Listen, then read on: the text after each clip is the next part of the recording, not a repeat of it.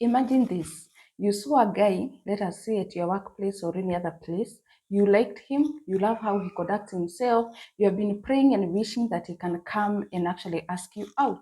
Then guess what happens? He does. How are you supposed to conduct yourself? Let us learn about this. As you can imagine, most of my clients come to me because they are having problems emanating from toxic relationships. But I have noted that most of them tell me they think at some point in time of their life, they let go a good guy who came to them, but they conducted themselves in a way that could not keep the guy. And so I want to teach you what you're supposed to do if a guy that you have actually always wanted to be with comes to you and it is actually a person that you want to proceed with. So the first thing I want you to do is to compose yourself. I know it is not easy, but it is extremely important that you do. And I'm saying this because this is actually something I know from my experience back in the days of dating, that men can actually get overwhelmed by a person who is too excited at having them, and especially high value men. Those are the ones that I'm talking about here.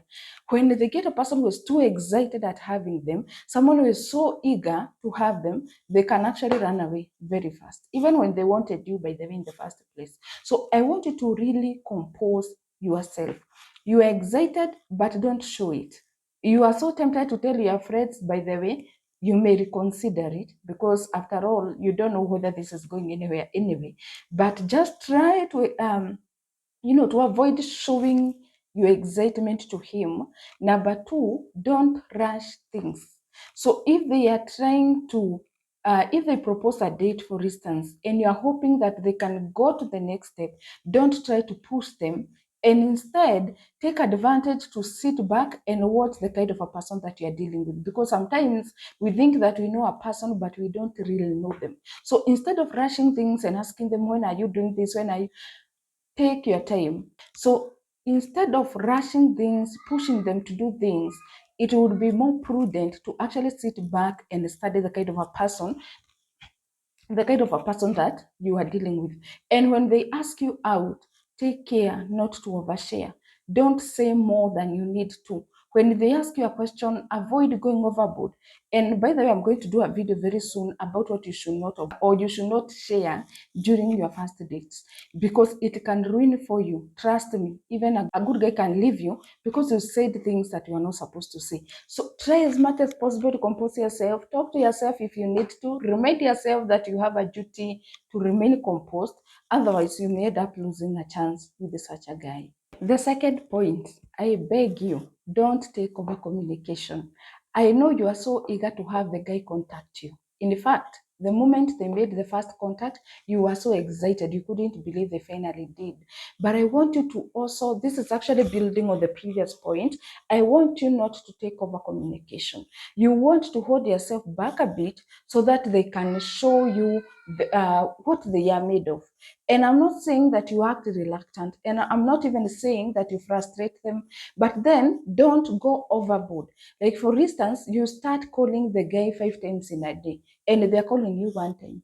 They are calling you once, you are calling 5 times. I don't want you to go ahead of the guy, because again, first, it may feel like you're too desperate. No one wants to have a person who is too desperate, needy, and clingy.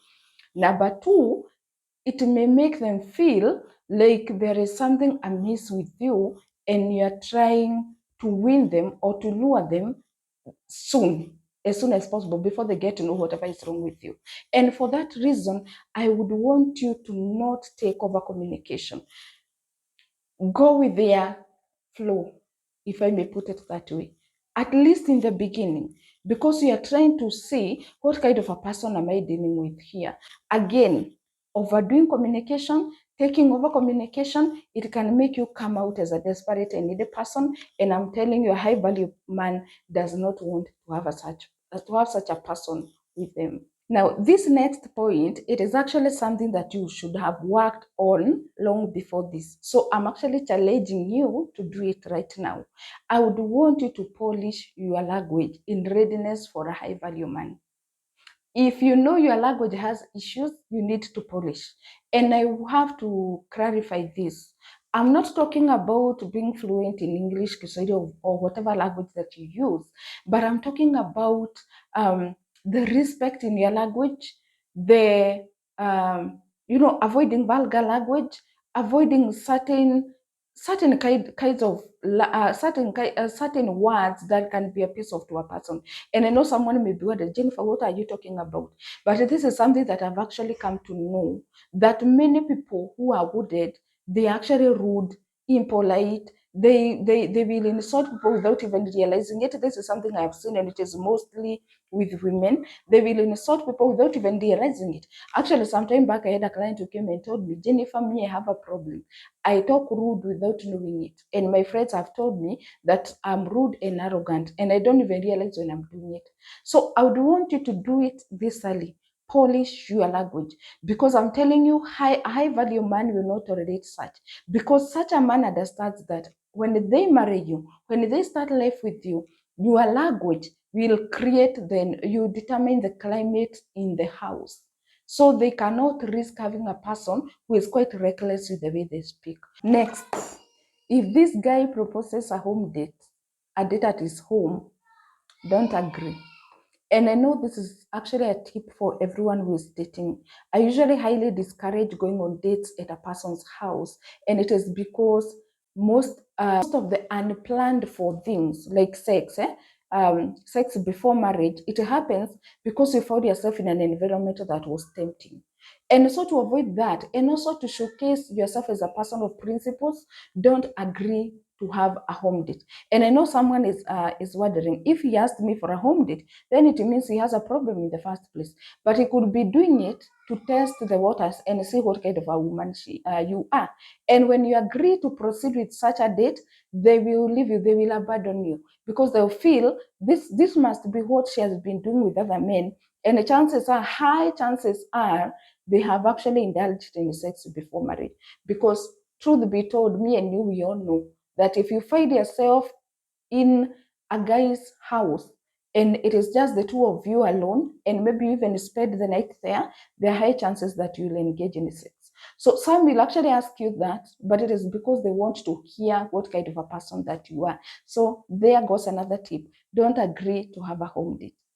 If you have enjoyed what you have learned so far, kindly do me a favor and subscribe to my channel. It really means a lot. Let us continue. Next, don't bring your girlfriends on a date or on the date that this guy is going to ask you out for. And I know this is something that many women do in the pretext of, I am only trying to be safe. I'm only trying to test the generosity of this guy. But let me tell you, dear ones, the high value man that you're talking about here knows that there are women who you try to exploit them, or there are women who are exploitative to their own men. And so most likely, if you show up with your girlfriends, you are going to be misinterpreted as one of these women who are exploitative. And so I want you to do this. Instead of showing up with your girlfriends because you're feeling unsafe, choose a public place that is safe to you, and then show up alone, a place where there are other people, so there is nothing wrong that they can, or there is nothing harmful that they can do to you. This way, you also give yourself, or you give the guy a chance to speak with you, to tell you what they feel, to be free and open with you. When you show up with your girlfriends, there are high chances that you're going to sabotage yourself. And I know the other reason so many women will show up with their friends, it is, to help me evaluate this guy. Let me tell you, I sit here and I listen to many people. I can assure you, many people cannot give you an honest review of a guy. So you may be thinking that you're carrying a person so that they can help you evaluate the guy and tell you what kind of a guy he is, but you actually end up sabotaging yourself, in that they end up discouraging you from a guy who had a potential. And many others, by the way, they are wounded souls, so they cannot even tell a person who is a high quality man versus otherwise. So what I mean is, I honestly trust and believe that you are enough to evaluate a guy. And especially if you have been investing in yourself, if you have been learning things, you don't really need a person to come and do it for you. So show up at the date alone.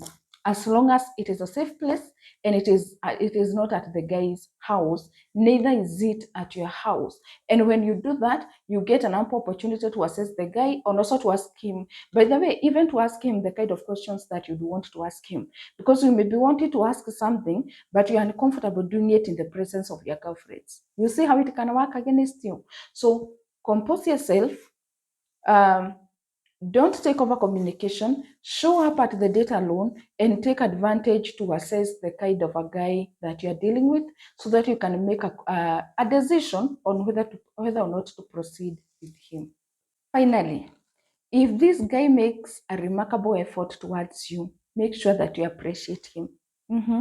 That word, thank you for that, it can work magic. And I said we are talking about a high value man here, a man who wants the kind of a woman he wants in his house.